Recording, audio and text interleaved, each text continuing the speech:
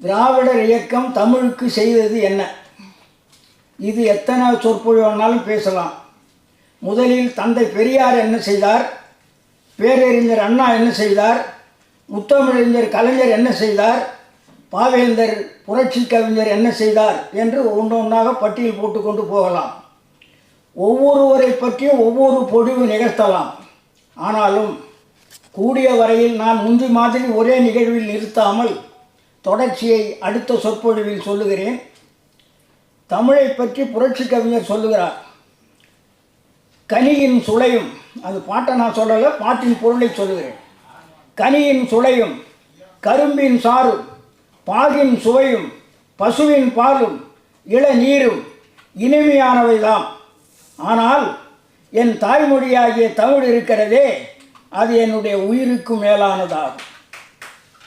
வண்டினது ஒலியும், நீரினது ஒலியும், குழலினது இசையும், வீணையினது பண்ணும், மழலையர் பேச்சும், மாதரியின் கொஞ்சு மொழியும், அவர்தம் இதழின் சுவையும் விரும்புவேன். ஆனால் என் தாய்மொழியாகிய தமிழின் பொது அதாவது எனது உயிராக உயிருக்கு மேலாக கருதுகின்றேன் என்கிறார் பாவேந்தர். அண்ணனும் தம்பியும், அக்கம் பக்கத்து உறவினரும், அன்பான அன்னையும், அருமையான தந்தையும், வாழ்வில் பாதியான மனைவியும், அன்பான மக்களும் ஆகிய இவர் அனைவரும் எனக்கு அயலவர்தாம். ஆனால் என் தாய்மொழியாகிய தமிழோ எனது அறிவினில் வாழ்ந்து கொண்டிருக்கிறது. நீலவானமும்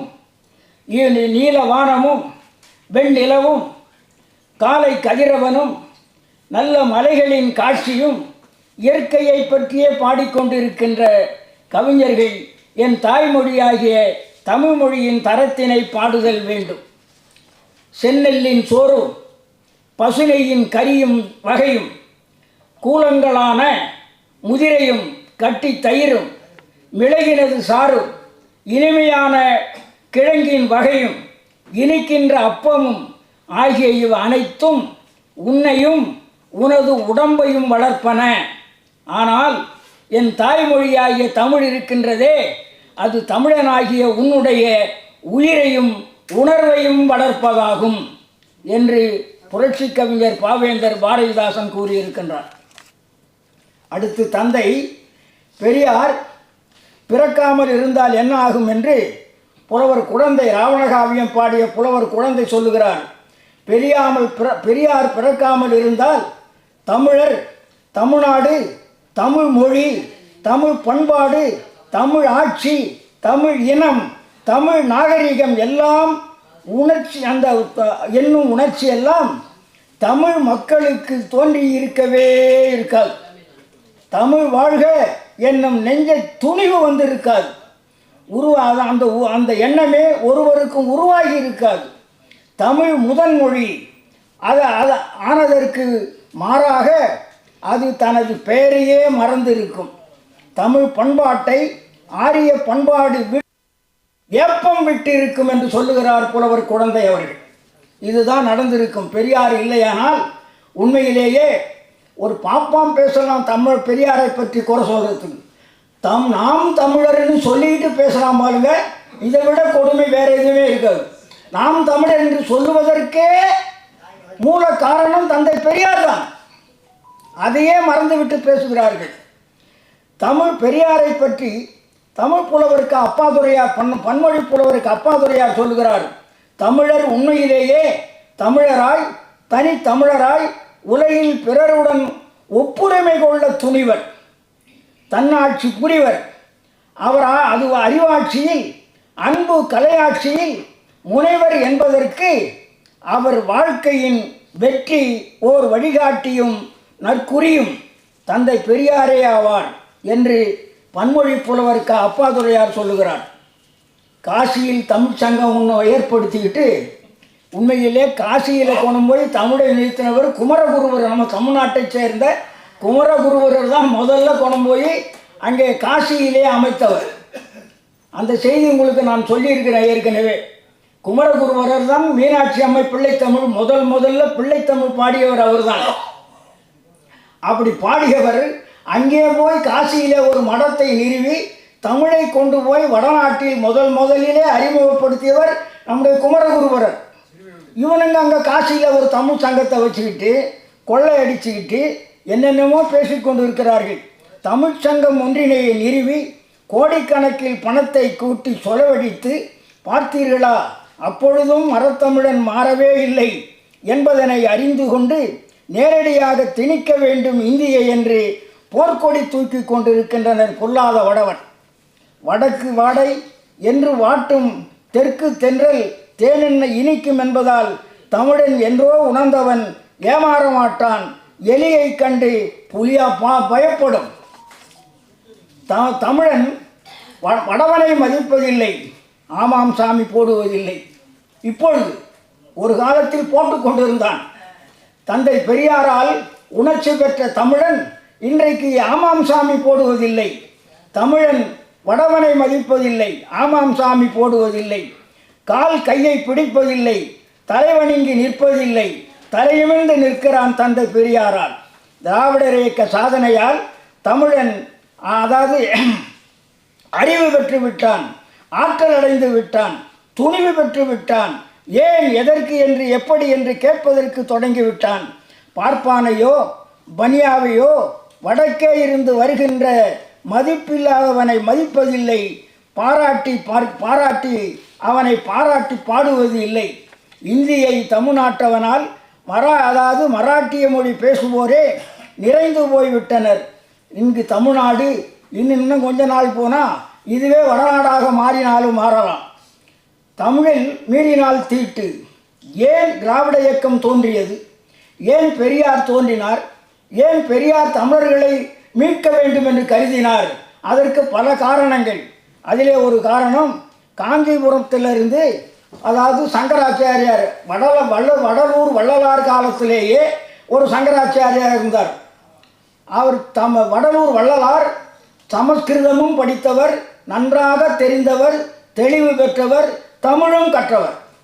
இந்த சங்கர மடம் அவரை கூப்பிட்டு தமிழில் இருப்பதை சமஸ்கிருதத்தில் மாற்றுவதற்கும் சமஸ்கிருதத்தில் இருப்பதை தமிழில் மாற்றுவதற்கும் வள்ளலாரை கூப்பிட்டு பயன்படுத்தி கொண்டிருந்தார்கள். அதை போய் அவரும் செய்து கொடுத்தார். ஆனால் அப்பொழுது செய்து கொடுக்கும் போதெல்லாம் ஒவ்வொரு முறையும் அந்த சங்கராச்சாரியார், எங்கள் சமஸ்கிருதம் இருக்கிறதே அது மாத்ருபாஷான்னு சொல்லியிருக்கார். மாத்ருபாஷான்னா தாய்மொழி என்று பொருள்.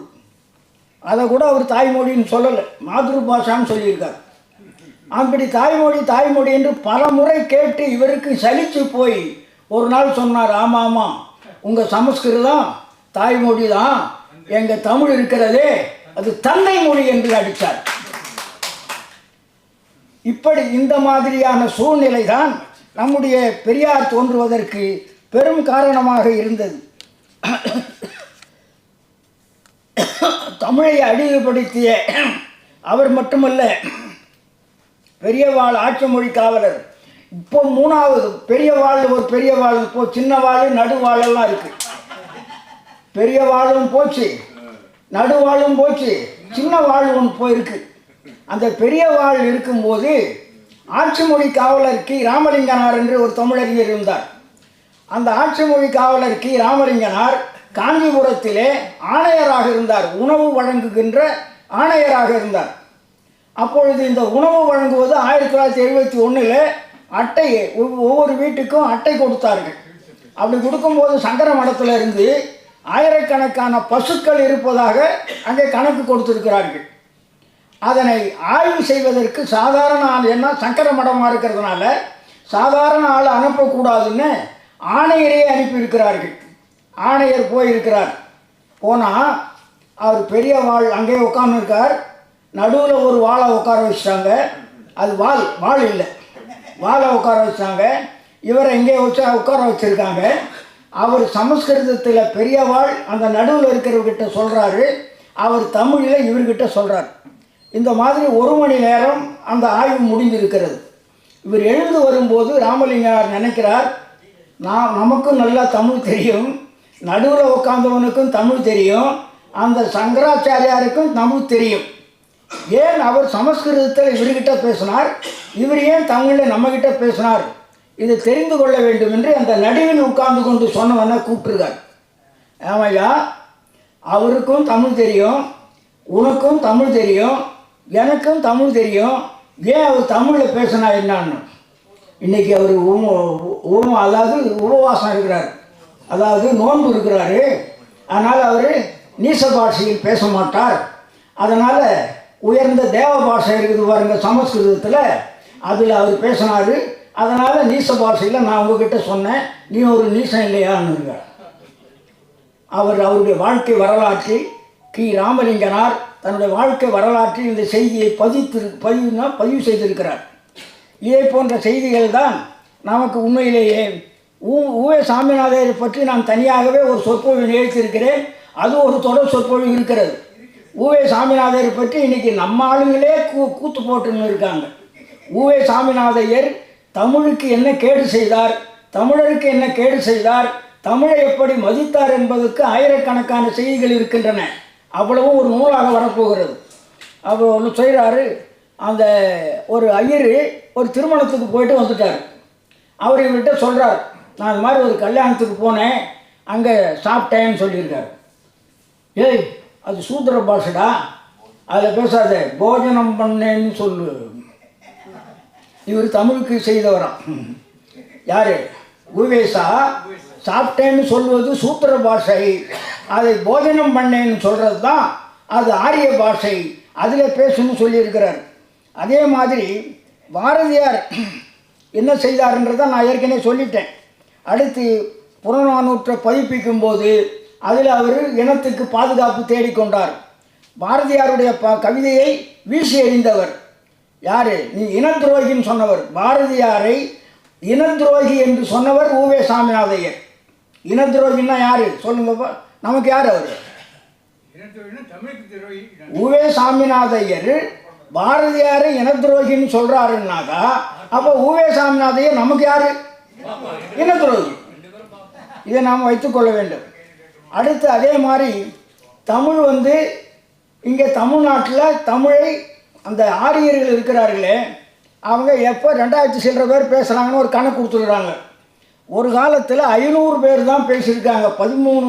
30 கோடி பேர் இந்த இந்தியாவில் இருந்தபோது 500 பேர் தான் பேசியிருக்கிறார்கள்னு கணக்கு இருக்குது. மக்கள் கணக்கு தொகை எடுக்கும்போது அந்த 500 பேர் கூட பேசுகிறது கிடையாது. ஏன் தெரியுமா? மலையாளத்தில் இருக்கிற பாப்பான் அங்கே மலையாளம் படிக்கிறான், மலையாளம் பேசுகிறான். ஆந்திராவில் இருக்கிற பாப்பான் அங்கே வாழ்கிற பாப்பான் தெலுங்கு பேசுகிறான், தெலுங்கு படிக்கிறான். கர்நாடகத்தில் இருக்கிற பாப்பான் அங்கே கன்னடம் பேசுகிறான், கன்னடம் படிக்கிறான். தமிழ்நாட்டில் இருக்கிற பாப்பான் தமிழ் பேசுகிறான், தமிழ் படிக்கிறான். ஆனால் மக்கள் கணக்கெடுப்புன்னு வரும்போது உங்கள் தாய்மொழி என்னான்னு கேட்டால் சமஸ்கிருதம்ன்றான். இப்படி சொல்லி தான் இந்த 2000 சில்லற கூட பேர் வருதே தவிர, இப்போ கர்நாடகாவில் ஏதோ ஒரு கிராமமே பேசுவதாக ஒரு செய்தி வருகிறது. ஒரு கிராமமே பேசுதான். அப்போ அந்த கிராமத்தை சுற்றி ஒரு வேலி போட்டு மதில் போட்டு அப்படியே மூடிட வேண்டியது தான். சோம்பேறி பசங்க. அதே மாதிரி அதாவது ஆன்மீக சொற்பொழிவாளர்களாகிய திருஞானசம் பார்ப்பனர்கள், அதாவது நந்தனாரை கொன்றார்கள், வள்ளலாரை விரட்டினார்கள், இன்னும் பலரை கொண்டு இருக்கிறார்கள். அதே மாதிரி கொன்றவர்களில் திருஞான சம்பந்தரும் ஒருவர். இது ரொம்ப பேர் ஒத்துக்க மாட்டாங்க. திருஞான சம்பந்தரே பார்ப்பானாச்சே, அவரை எப்படி ஒரு பாப்பானாவது திருஞான சம்பந்தன் பேர் வச்சுருந்தா காட்டுங்க, என் மூக்கே நான் அறுத்துக்கிறேன். திருஞான சம்பந்தம் பார்ப்பான், அவன் பேரை தமிழை வச்சுருப்பானே தவிர ஒரு பாப்பானும் திருஞான சம்பந்தம் வைக்க மாட்டான். ஏன் தெரியுமா? அவன் தமிழை உயர்வாக பேசியவன், சமஸ்கிருதத்தை தாழ்வாக கருதியவன், பேசலை கருதியவன். அதனால தான் அவனையும் சேர்த்து கொண்டுட்டானுங்க. இந்த மாதிரி கொன்றவர்களை பெரியல் போடலாம். ஏன்னு கேட்டால் திருநாவுக்கரசர் தமிழர், திருஞான சம்பந்தர் ஆரியர், இவர்கள் பாடினாங்க. பனை, அதாவது ஆண் பனையை பெண் பனையாகனாராம். இப்போ ஏன்டா ஆண் பனையெல்லாம் இருக்குது? பாடினாரு, ஆண் பனை பெண் பனையாக மாறிடுச்சு. சரி, மற்ற பனையெல்லாம் யார் வந்து பாடுறது? ஆச்சா, சாம்பல். இப்போ மயிலாப்பூரில் ஒரு சாம்பலை ஒரு செட்டியார் வந்து ஒரு குடுவையில் வச்சுருக்காரு. இவர் போய் பாடினார், சாம்பல் பெண்ணாக வந்துச்சு. இப்போ ஒரு செத்து போன பெண்ணை எழுப்பு, சாம்பலை எழுப்ப வேண்டாம். தமிழ் பாடி கோவிலில் இப்படி பண்ண தமிழ் எவ்வளவு சிறப்பு சொல்கிற. தமிழால் பாடின பனை ஆண் பனை பெண் பனையாச்சு, தமிழால் பாடின சாம்பல் பெண் உருவாச்சின்னு சொல்கிறியே. ஏன் இந்த கடவுளுக்கு கல்லாக இருக்கிற கடவுளுக்கு தமிழில் பேசுனா என்ன, தமிழில் அர்ச்சனை பண்ணால் என்ன, ஏன் வேண்டான்றான்? அது சொல்லுங்கள். இதை போல் தமிழுக்கு தீங்கு செய்கின்றவர்களை நாமும் ஒத்துக்கிட்டு நாமும் அவங்களோடு சேர்ந்துக்கிட்டு கூத்தடித்து கொண்டு இருந்தோம். அதை மடை மாற்றி நம்மை விழிக்க வைத்தவர் தந்தை பெரியார் ஒருவர் தான். அந்த பெரியாரை ஆரிய பிராமணர்கள் தமிழ் நூல்களை இரகசியமாக வடமொழியில் பெயர்த்தார்கள்.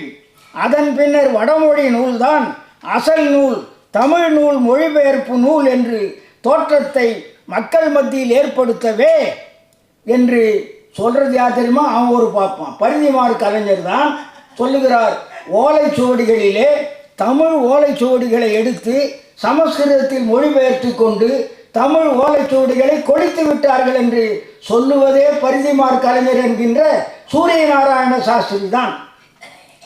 அதுக்கடுத்து பார்ப்பனர்கள் அதாவது உலகப்போர் மூண்டது. இது உங்களுக்கு தெரியுமான்னு தெரியும் எல்லாருக்கும். இப்போ நாம் சீமானுக்கே தெரியாதுன்னு நினைக்கிறேன்.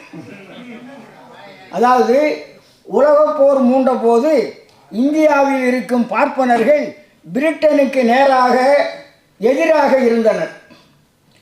ஜெர்மனி வெற்றி பெறும் என்று, அதாவது ஜெர்மன் மொழியை கற்றுக்கொள்ள முயற்சிகள் மேற்கொண்டனர். பிரிட்டிஷுக்கும் ஜெர்மனுக்கும் போர் நடந்த போது ஜெர்மன் வெற்றி பெற்று விட்டால் என்ன செய்யறதுன்னு மயிலாப்பூரில் ஒரு வீட்டை பார்த்து ஜெர்மன் மொழியை கற்றுக்கொண்டார்கள். இதோடு இல்லை, 64 நேரு பிரதமராக தலைமை அமைச்சராக இருந்தபோது சீனா இந்தியா மேல் சண்டை வந்தது. அதாவது 4000 கிலோமீட்டர் பிடிச்சி வச்சுருக்கிறான், இன்னமும் இருக்கு அவன் கையில். அப்படி அவன் பிடித்து கொண்டு உள்ளே வருகிறான் என்று தெரிந்தவுடனே அதே மயிலாப்பூரில் சீன மொழியை கற்றுக்கொண்டார்கள். இவனெல்லாம் நம்பின்னு இருக்கிறோம். ஏன் அப்படின்னு கேட்டால், வெள்ளைக்காரன் வந்த போதும் அதே தான், பிரிட்டிஷ்காரர்கள் வந்த போதும் ஆங்கிலத்தை முதலில் கற்றுக்கொண்டு அங்கே அதிகாரிகளாக போய் சேர்ந்தவர்களும் அவர்களே தான். அதனால்தான் ஆனாலும் அவன் அளவாக பழகணும். இன்றைக்கி நம்ம மார்க்ஸ் முல்லருக்கு இவருக்கு மார்ஷல் அவருக்கு சிலை வச்சுருக்காங்க. உண்மையிலேயே இப்பேற்பட்டவர்களெல்லாம் சிலை வைக்க வேண்டும். அவர்களுக்கு உண்மையிலேயே இந்த பாப்பார பசங்களை போய் தொட சொல்லணும், வழங்க சொல்லணும், வாழ்த்து சொல்லணும். அடுத்து நீதி கட்சியின் சாதனைகள் என்னென்ன, அது ஒரு தனிப்பட்டியல் இருக்கிறது. இருந்தாலும் கரந்தை தமிழ் சங்கத்தை தொடங்கி வைத்தவர் தமிழ்மேல் உமா மகேஸ்வரன் பிள்ளை. இதை நீதி கட்சி அதாவது தஞ்சை மாவட்ட செயலாளராக இருந்தவர் உமா மகேஸ்வரன் பிள்ளை கரந்தை தமிழ் சங்கத்தை தொடங்கி வைத்தார். என்றாலும் அந்த உமா மகேஸ்வரன் பிள்ளை நீதி கட்சியின் தஞ்சை மாவட்ட செயலாளராக இருந்தவர். அதுக்காக சொல்ல வருகிறேன். நீதி கட்சி என்ன செய்ததுன்னு கேட்குறான். அடுத்து அண்ணாமலை பல்கலைக்கழகத்தை உருவாக்கியதில் பெரும் பங்கு வகிப்பவர் தமிழ்வேல் பிடி ராஜன் அவர்கள். சார், பிடி ராஜன் தான் நீதி கட்சியினுடைய கடைசி வரையிலும், நீதி கட்சி அழிஞ்சு போகிற வரையிலும் அவருக்கு தலைவராக இருந்தவர்.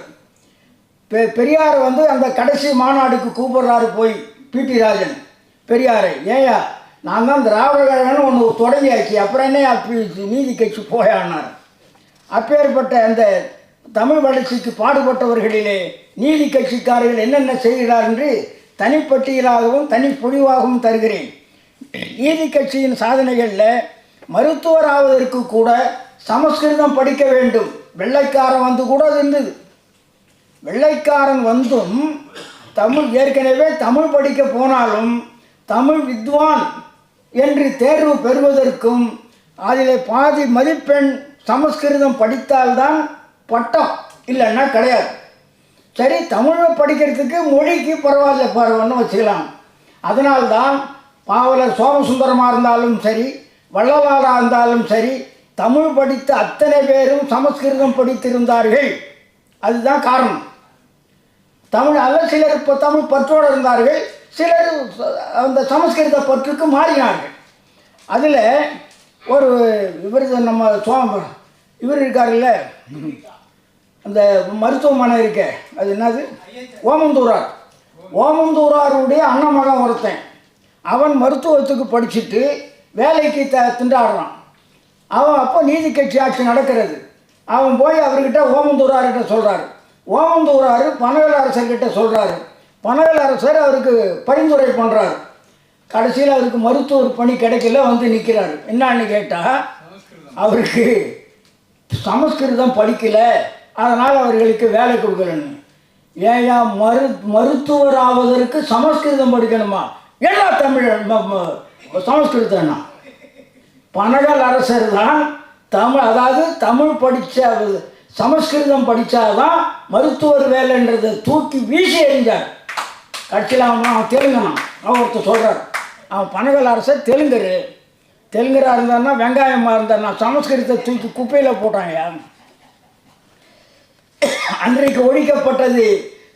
அதாவது மருத்துவருக்கு சமஸ்கிருதம் படிக்க வேண்டும் என்ற ஒரு இக்கட்டான சூழ்நிலையை அறுத்தெறிந்தவர் பனகல் அரசர்.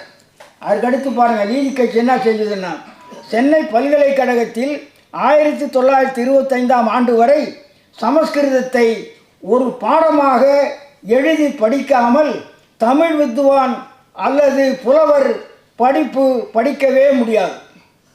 சென்னை பல்கலைக்கழகத்தில் 1925ஆம் ஆண்டு வரை சமஸ்கிருதத்தை ஒரு பாடமாக எடுத்து படிக்காமல் தமிழ் வித்வான் அதாவது புலவர் படிக்கவே முடியாது.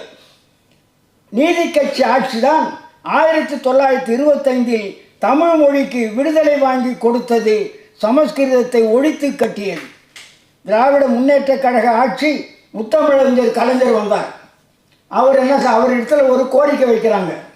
என்ன வச்சாங்க? அது 1973 ஒரு கோரிக்கை வைக்கிறார்கள். புலவர்கள் எல்லாம் சேர்ந்து இந்த வித்வான் வேண்டாங்க, அது சமஸ்கிருதம் அப்படின்னு சொன்னாங்க. உடனே அவர் என்ன செய்தார்? தெலுங்கு, கன்னடம், மலையாளம் மற்ற மொழிகளுக்கெல்லாம் வித்வான்னு கொடுங்க, தமிழுக்கு மட்டும் புலவர் என்று மாற்றுங்கள் என்று சொன்னார். நான் உண்மையிலேயே 69 சென்னை பல்கலைக்கழகத்தில் வித்வான் சேர்ந்தேன். 73 புலவர்னு தான் பட்டம் வாங்கினேன். சேர்ந்தபோது வித்வான், வாங்கும்போது புலவர். அப்படி ஆச்சா? இன்னொரு செய்தி, அது வித்வான் என்பதும் புலவர் என்பதும் பட்டயமே தவிர பட்டம் கிடையாது. அதாவது டிகிரி டிப்ளமான்றாங்க இல்லையா, அந்த மாதிரி பட்டம் கிடையாது, பட்டயம். அதை பட்டமாக்க சொல்லி புலவர்கள் கேட்டார்கள். அவர் உடனே என்ன செய்தார்? சென்னை பல்கலைக்கழக அந்த சிண்டிகேட்னு சொல்லக்கூடிய ஆட்சி மன்ற குழுவை கூட்டி கேட்டார். அதில் பாதி பேருக்கு மேலே எதிர்த்தார்கள். அது தர முடியாது, அது பட்டயமாக தான் இருக்கணும், பட்டமாக வழங்கக்கூடாது என்று மறுத்து விட்டார்கள். எப்போவுமே கலைஞருக்கு ஒரு குறுக்கு புத்தி, சிறந்த புத்தி, எல்லாரை விட மேலான புத்தி. என்ன பண்ணார்? பண்ணக்கூடாது இல்லை, பீலிட்னு ஒன்று கொண்டு வாங்கடான்ட்டார். பேச்சுலர் ஆஃப் லிட்ரேச்சர்னு சொல்லி ஒரு பட்டத்தை கொண்டு வந்தார். 6 தாளும் தமிழ்னு வச்சார். இப்போ அவர் ஆட்சியை விட்டு இறங்கின உடனே ஒரு தாள் ஆங்கிலம் ஆக்கியிருக்கிறாங்களாம். ஏன் சொல்ல வரேன்னா, தமிழுக்கு திராவிட இயக்கம் என்ன செய்யுதுன்னு கேட்குற கூடர்களுக்கு இதையெல்லாம் தெரிய வேண்டும் என்பதற்காகத்தான். அது மட்டும் இல்லை, கலைஞர் என்னென்ன செய்திருக்காருன்னு தனியாக பேசலாம். அவர் மோள அடிக்கல, தெரு முனையில் வச்சுக்கின்னு டமார் அடிக்கல, கத்தலை செய்தார். அந்த தமிழ் உணர்வு, பெரியாருடைய உணர்வு, பகுத்தறிவு சிந்தனைகள் இருக்கிறவர்கள் கட்டாயம் செய்வார்கள், வெளியிலே பேசிக்கொண்டு இருக்க மாட்டார்கள் என்பதற்கு பேரறிஞர் அண்ணாவும் கலைஞரும் ஒரு பெரிய சான்றுகள். அது மட்டும் இல்லை, இது தமிழாசிரியருக்கு 500 ரூபா சம்பளம்னு வச்சுங்களேன். தமிழாசிரியருக்கு 500 ரூபா, பட்டதாரி ஆசிரியர்களுக்கெல்லாம் 1000 ரூபா. கலைஞர் 71 முதலமைச்சர், 69 வந்தார், 71 வந்தார், 72 பட்டதாரி ஆசிரியர்கள் வேலை நிறுத்தம் செய்கிறார்கள். ஏன் அப்படின்னா, கலைஞர் என்ன பண்ணார், தமிழாசிரியர்களுக்கு 1000 ரூபான்ட்டார். அவர்களுக்கு 500 ரூபாயும் இவர்களுக்கு 1000 ரூபாயும் கொடுத்து கொண்டு இருந்தார்கள். அவர் என்ன செய்தார், தமிழாசிரியருக்கு 1000ன்ட்டார். அவ்வளோதான். பட்டதாரி ஆசிரியர்கள் 15 நாள் வேலை நிறுத்தம் செய்கிறார்கள். அப்போ கல்வி அமைச்சர் நாவலர் அவர்கிட்ட போய் சொல்கிறாங்க, யோ நான் பண்ணலையா, அவன் பண்ணிட்டான் போங்க யானரும். யார், கலைஞரை அவர் பண்ணியிருக்காரு போன்னு சொல்கிறதுக்கு பதில் அப்படி சொல்லியிருக்காரு. அவர் என்ன பண்ணாங்க, எல்லோரும் அங்கே கலைஞர் வீட்டுக்கு போனாங்க. போய் ஒரு அறிவிப்பை கொடுக்குறாங்க. என்னன்னு, இந்த மாதிரி பட்டதாரி ஆசிரியர்கள் வந்திருக்கிறோம். என்னான்னு கேட்டார். வேலை நிறுத்தம் பண்ணுறீங்களா? ஆமாம். எதுக்காகன்னாரு. தமிழாசிரியர்கள்லாம் 1000 ரூபாய் ஆகிட்டீங்களா? அதுதான். தமிழாசிரியர்களுக்கு 1000 ரூபாய்க்குன்னு உங்களுக்கு குறைச்சலானார். இல்லை. சரி, உங்களை விட அதிகமாக கொடுத்தனா? இல்லை, போகையானார். தமிழாசிரியர்களை மதித்தவர். இன்னொன்று செய்தார். ஒரு தமிழாசிரியனாக இருந்து தலைமை ஆசிரியனாக வந்தவன் ஒருத்தன் கூட மதிக்கிறது இல்லை கலைஞரை. நான் சொல்கிறேன், ஏன்னா எனக்கு ஒன்றும் செய்யலை கலைஞர், எனக்கு ஒன்றும் செய்யலை, நான் கேட்குற அது வேறு செய்தி. ஆனால் தமிழுக்கு என்ன செய்தார்னா, நன்றி கெட்ட நாய்கள். அதை அந்த அந்த பலனை அனுபவித்தவர்கள் சொல்கிறது இல்லை. அதனால் சொல்கிறேன், நான் தமிழாசிரியர்கள் தலைமை ஆசிரியர் வர முடியாது. ஒரு உடற்பயிற்சி ஆசிரியர் தலைமை ஆசிரியர் வரலாம். ஏன்னா பட்டதாரி ஆசிரியர். பட்டதாரி ஆசிரியராக இருந்தால் ஒரு உடற்பயிற்சி ஆசிரியர் கூட தலைமை ஆசிரியர் வரலான்னு சட்டம் இருந்தது. கலைஞர் என்ன பண்ணார் தெரியுங்களா, தமிழ் ஆசிரியரும் தலைமை ஆசிரியர் வரலாம் போட்டார். எல்லாரும் போய் கேட்டாங்க, என்னங்க தமிழ் ஆசிரியர்லாம் தலைமை? ஏன்யா, ஒன்றுமே படிக்காத காமராஜர் முதலமைச்சராக வரலாம், நான் SSLC ஃபெயில் ஆனவன், நான் வரலாமா முதலமைச்சரா? ஏதோ ஒரு தமிழாசிரியர் தலைமை ஆசிரியர் வரக்கூடாதா? போயானார். வாய மூடின்னு வந்தானுங்க. நன்றி கெட்ட நாய். இங்கே ஒரு தலைமை ஆசிரியர் கூட, தமிழாசிரியர் வந்து தலைமை ஆசிரியர் ஒருத்தன் கூட கலைஞருக்கு நான் விசுவாசமாக இல்லைன்னா, அன்பாக இல்லை, ஆதரவாக இல்லை, எதிராளியாக இருந்தார்கள். இன்னமும் இருக்கிறாங்க, எனக்கு தெரியும். அதாவது பதவி பெற்று அதனால் பயனடைந்தவர்கள் தான் கலைஞரை எதிர்த்தார்கள். பயனடையாதவங்க தான் அவரை ஆதரித்தாங்க.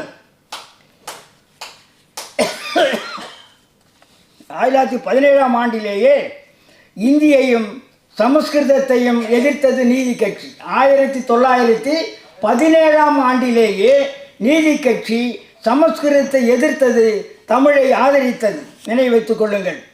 பார்ப்பானும் சமஸ்கிருதமும், சமஸ்கிருதம் பரவினால்தான், தந்தை பெரியார் சொல்லுகிறார், சமஸ்கிருதம் பரவினால்தான் பார்ப்பான் வாழ முடியும். அதனால தான் அதை நுழைக்கிறாங்க. சமஸ்கிருதம் பரவினால்தான் பார்ப்பான் வாழ முடியும், சுரண்ட முடியும், நம்மை கீழ்ச்சாதி மக்களாக ஆக்க முடியும். அதன் பிரமாணமாகத்தான் அவன் பிராமணனாகவே இருக்க முடியும். சமஸ்கிருதத்தின் நலிவு பார்ப்பன ஆதிக்கத்தின் நலிவு. அதை உணர்ந்தால்தான் ஒவ்வொரு பார்ப்பனனும் சர்வ ஜாக்கிரதையாக காரியமாற்றுகிறான் என்று தந்தை பெரியார் மிக அருமையாக 1915 சொல்லியிருக்கிறார்.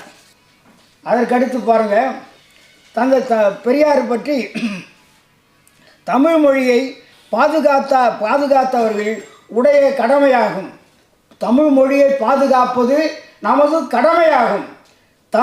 நம் தமிழ் மொழி தாய்மொழி என்ற மட்டிலும் அல்லாமல், கொஞ்சம் உற்று கவனிக்கணும், தமிழை காட்டுமிராண்டி மொழின்னு தந்தை பெரியார் சொல்லிட்டாருன்னு இன்றைக்கி பேசுகிறான் மேடையடி.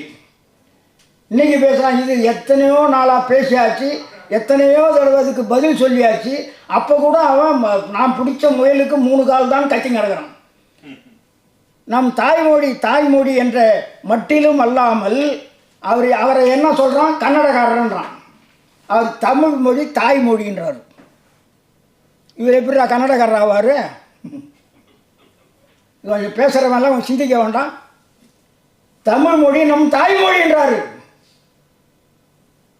அவர் கன்னடக்காரன், தெலுங்குறான். இன்னொருத்தர் சொல்கிறான், எல்லாம் தெலுங்க, கருணாநிதி தெலுங்கு, பெரியார் தெலுங்கு, அவன் வைகோ தெலுங்கு, அவன் இன்னொருத்தன் செத்தான் அவன் தெலுங்கு, எல்லாம் தெலுங்குடா. தமிழ்நாட்டில் ஒருத்தன் கூட தமிழ் ஆள்றாங்களாம். அதாவது நம் தாய்மொழி தமிழ் மொழி என்ற மட்டிலும் அல்லாமல் எல்லா அதாவது வளப்பங்களும் கொண்ட சிறந்த மொழி. பெரிய அறிஞன் கூட சொல்ல மாட்டான் அப்படி.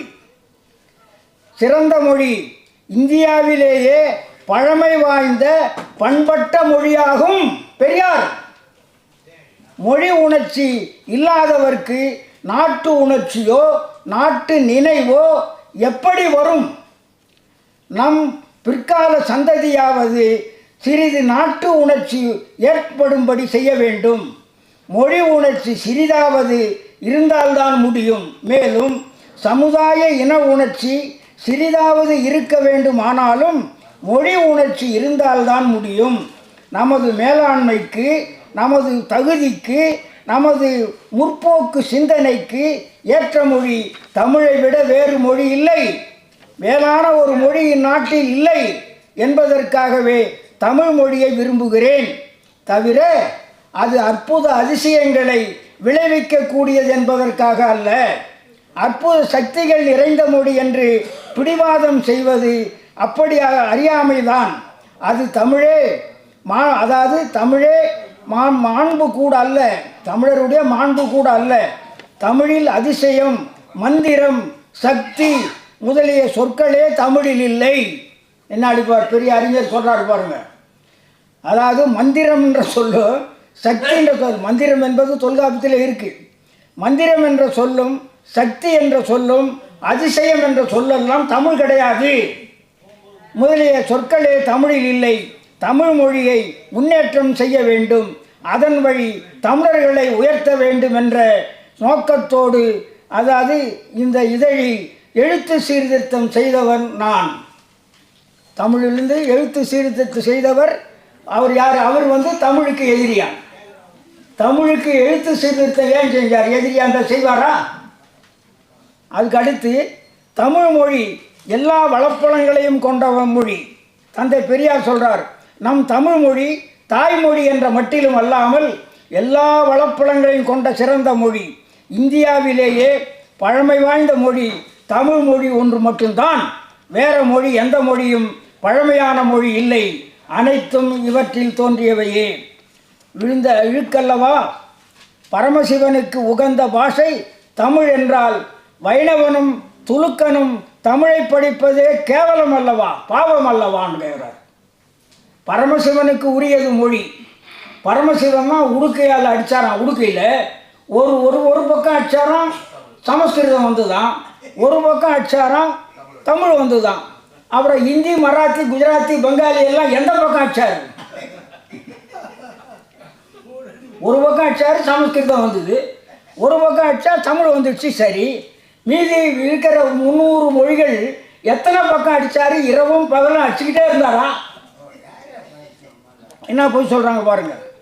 பரமசிவனுக்கு உகந்த பாஷை தமிழ் என்றால் வைணவனும் துலுக்கனும் படிப்பது பாவம் அல்லவா?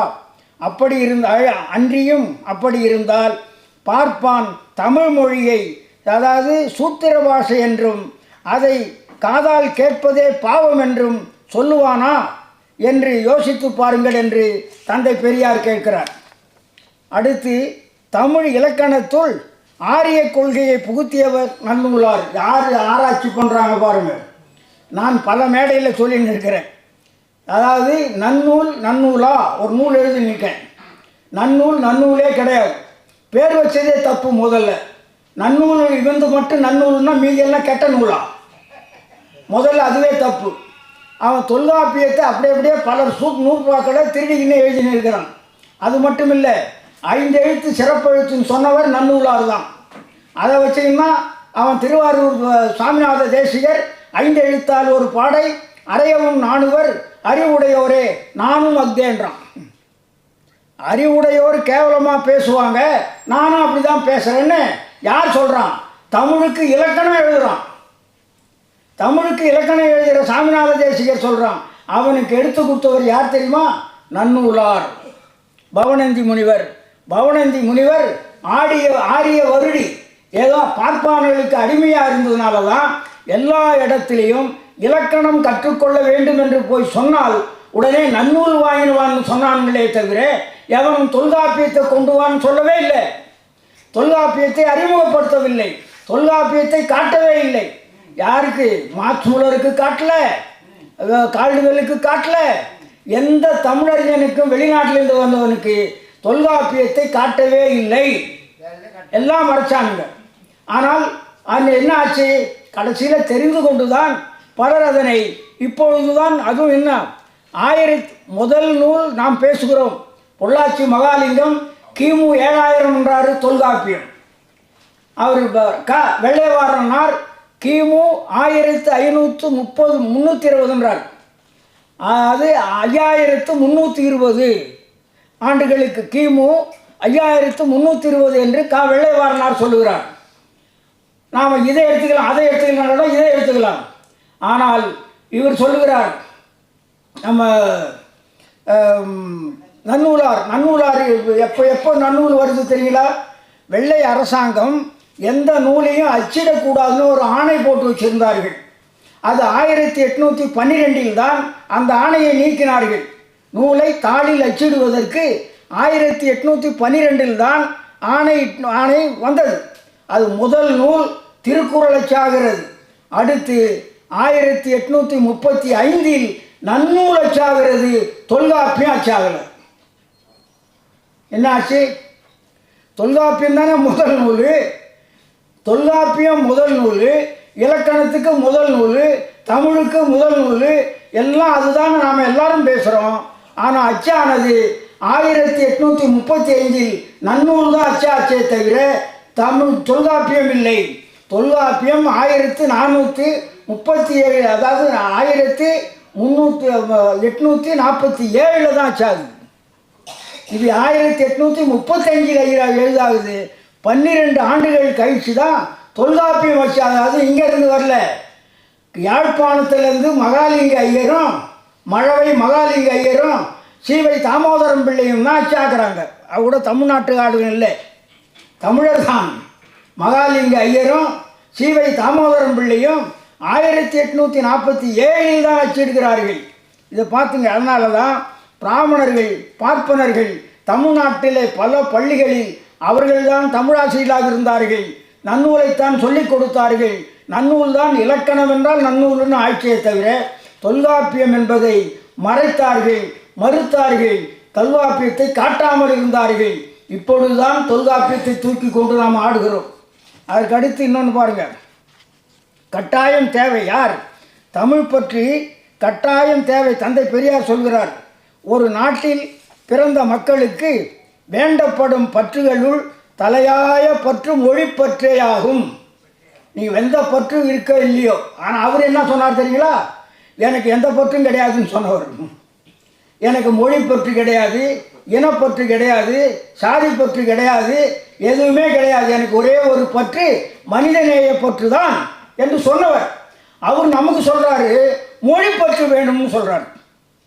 ஒரு நாட்டில் பிறந்த மக்களுக்கு வேண்டப்படும் பற்றுகளுள் தலையாய பற்று மொழிப்பற்றேயாகும். மொழிப்பற்று இல்லாதவரிடத்தில் நாட்டுப்பற்று இராது. நாடு என்பது மொழியே, மொழியை அடிப்படையாக கொண்டது தான். தமிழ்நாட்டில் பிறந்தவர்களுக்கு, தமிழர்களுக்கு மொழிப்பற்று கட்டாயம் தேவை தேவை தேவை என்று சொல்லுகிறேன்றார்.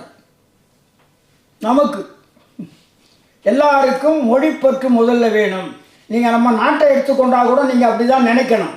இப்போது ஆந்திரா தெலுங்கு பேசுகிறார்கள், ஆந்திரா என்று பெயர். கன்னடம் பேசுகிறார்கள், கர்நாடகம் என்று பெயர். மலையாளம் பேசுகிறார்கள், கேரளா என்று பெயர். ஆனால் தமிழ்நாடு மட்டும்தான் தமிழ் பேசுகிறோம், தமிழ்நாடு. இது மொழி அடிப்படையில் இந்த ஊரும் இனமும் பேசப்படுகிறது. மொழிதான் தமிழ். அதை பேசுபவர்கள் தமிழர். அவர்கள் வாழ்கின்ற நாடு தமிழ்நாடு. இது வேறு எந்த மாநிலத்துக்கு? குஜராத்தில் இருக்குதுன்னு நினைக்கிறேன். குஜராத்தி பேசுகிறாங்க, அங்கே குஜராத்தின்னு இருக்குது. மராட்டி, அது கூட அவங்க பேசுகிறது மராட்டி, மராட்டி மொழி பேசுகிறார்கள். இங்கே ஒன்று மட்டும்தான், மொழியின் அடிப்படையில் இனமும் அந்த இனத்தின் அடிப்படையில் நாடுமாக அமைந்திருப்பது நமக்கு தான். இந்த உணர்வு நமக்கு தெரியல. நாம் தமிழும் பேசுறதில்லை, தமிழ் பெயரும் சூட்டுகிறது இல்லை. ஒரு நாட்டில் நாடு என்பது, அதாவது வங்காளிக்கு வங்க மொழி எப்படியோ அதே மாதிரி ஒவ்வொருத்தருக்கும் தனியாக சொல்கிறார்.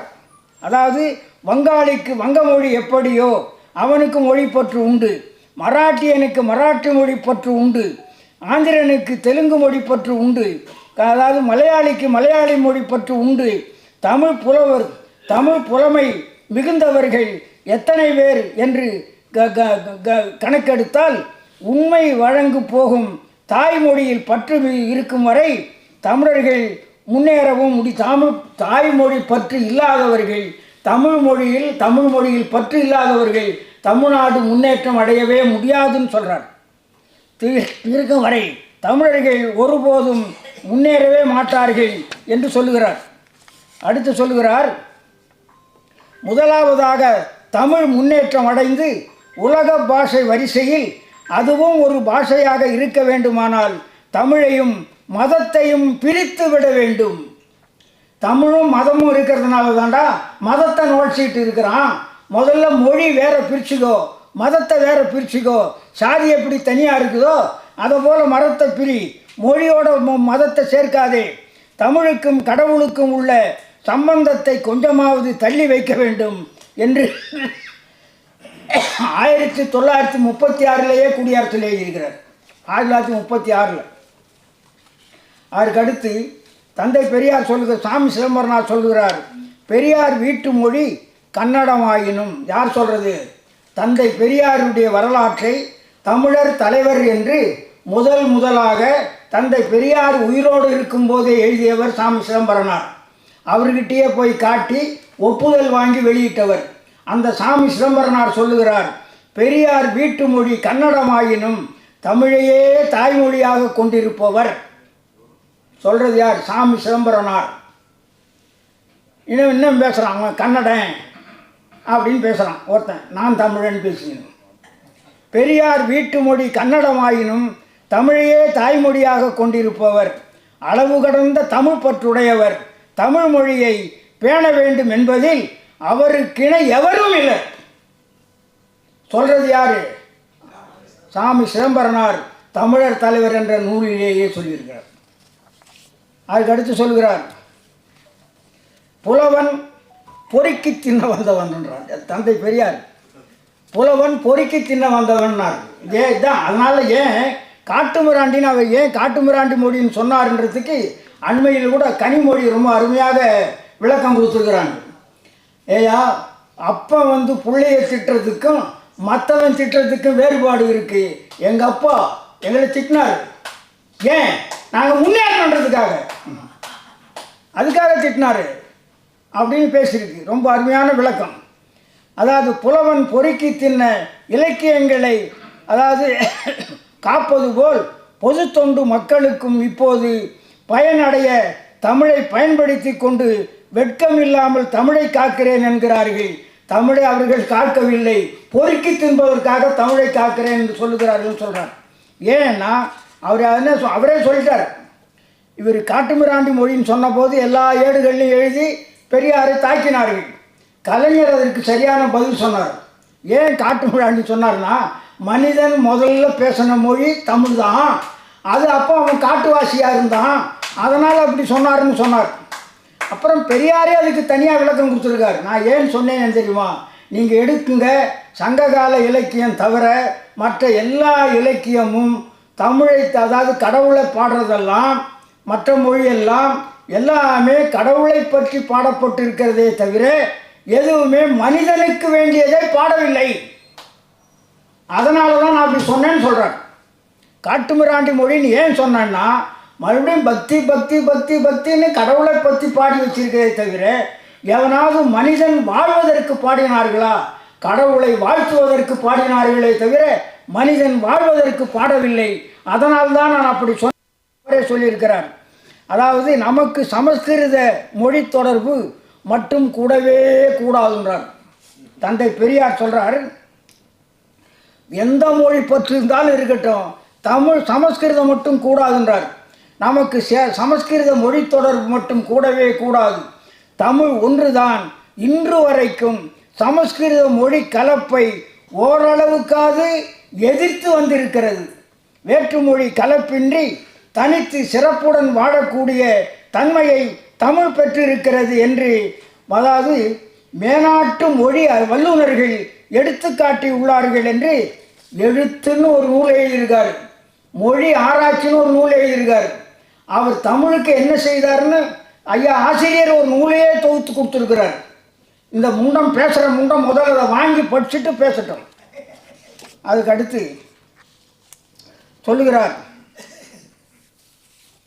தந்தை தமிழ் பற்றில்லார் முன்னேற மாட்டார்னு சொல்கிறார். ஒரு நாட்டில் பிறந்த மக்களுக்கு வேண்டப்படும் இப்படியெல்லாம் சொன்னவர் ஒரு தமிழ் மொழியை காட்டுமிராண்டி மொழி என்று தவறான எண்ணத்தில் சொல்லுவாராம். கொஞ்சம் சிந்திக்க வேண்டாமா? இதையெல்லாம் படிக்கிறதே கிடையாதா? அந்த ஒரு வரி மட்டும்தான் தெரியுமா அவனுக்கு? காட்டுமிராண்டி மொழின்னு சொன்னார், அதுதான் தெரியும். அதே மாதிரி தான் எல்லாரும் அவர் கடவுள் இல்லைன்னு சொன்னார், அவ்வளோதான். அந்த ஒரே சொல்ல வச்சுக்கிட்டு அவர் 199 நன்மைகள் இந்த தமிழ் இனத்துக்கு செய்திருக்காரு, அதை விட்டுறான். முதல்ல அவர் கடவுள் இல்லைன்னு சொன்னார், தூங்குச்சு. அது ஒரு நாள் அடிச்சிடலாம். அது வள்ளுவர் சொல்கிறார் பாருங்க, நீ 1000 தீமை செஞ்சாலும் ஒரு நன்மை செய்தால் அது மறைஞ்சு போகணும். இன்னொன்று சொல்கிறாரு, நீ 1000 நன்மை செஞ்சு ஒரு தீமை செஞ்சாலும் அந்த அத்தனை நன்மை நான் போயிடும்னு. அதே மாதிரி தான் இவர்கள் சிந்திக்கிறார்கள். தமிழ்நாட்டில் பிறந்த மக்களுக்கு வேண்டப்படும் பற்றுகளுள் தலையாய பற்று மொழி பற்றேயாகும். மொழி பற்று இல்லாதவனிடத்து தமிழ் பற்று இராது என்பது, அது நாட்டுப்பற்று இராது என்பது உறுதி. அதாவது வங்காளிக்கு தமிழ் மொழி இருப்பதைப் போல தமிழனுக்கு தமிழ் மொழியில் பற்று இருக்க வேண்டும் என்று பல இடத்துல சொல்லியிருக்கிறார். இந்திய நாட்டு மொழிகளை விட, இந்திய நாட்டு பிற மொழிகளை விட தமிழ் மொழி நாகரிகம் பெற்று விளங்குகிறது. தூய தமிழ் பேசுவதனால் நம்மிடையே உள்ள இழிவுகள் நீங்குவதோடு, தூய தமிழ் பேசுவதனால் தந்தை பெரியார் பேசுகிறார், தனித்தமிழ் ஆர்வலர்கள் படிக்க வேண்டிய ஒரு பகுதி. இந்திய நாட்டு பிற மொழிகளை விட தமிழ் மொழி நாகரீகம் பெற்று விளங்குகின்றது. தூய தமிழ் பேசுவதனால் நம்மிடையே உள்ள இழிவுகள் நீங்குவதோடு மேலும் மேலும் நன்மை அடைவோம். நம் பழக்க வழக்கங்களுக்கு ஏற்ப நம் மொழி அமைந்திருக்கின்றது. வேற்று மொழியை புகுத்தி கொள்வதன் மூலம் நம் மொழியின் அமைப்பு கெடுவதோடு, என்ன தனித்தமிழ் பேசுகிறாரு பாருங்க, மறைமலையடிகளாரை விட அதிகமாக பேசுகிறார். வேற்று மொழியை புகுத்தி கொள்வதன் மூலம் நம் மொழியின் அமைப்பு கெடுவதனோடு மொழி அமைப்பில் உள்ள நம் நலனுக்கு புறம்பான கருத்துகள், கேடு பயக்கும் கருத்துகள் நம்மிடையே புகுந்து நம்மை இழிவடைய செய்கின்றன. நீ வேற மொழி கற்கிறதுனால தான் அந்த அதில் இருக்கிற கெட்ட பழக்கமெல்லாம் உங்ககிட்ட வருது. அதனால் அதுலேயும் சமஸ்கிருதத்தை நீ கற்றுக்கொள்ளவே கொள்ளாதே என்று சொல்லுகிறார். மணிநாச்சியார் திராவிட இயக்கம் தோன்றிய பின்னர் தான் தமிழனுக்கு பெயரே தமிழில் அமைந்தது. இப்பொழுதுதான் தமிழுக்கு வந்திருக்கிறேன்.